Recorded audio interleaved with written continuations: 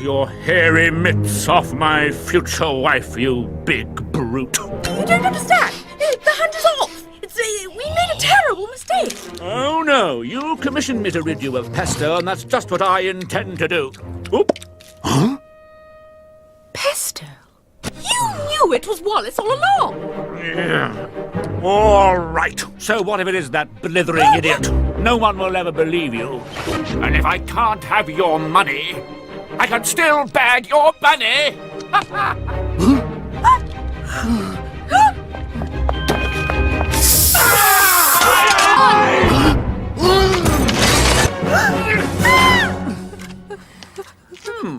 I rather like your hair pinned back. No, Victor, no. Stop, please. Victor!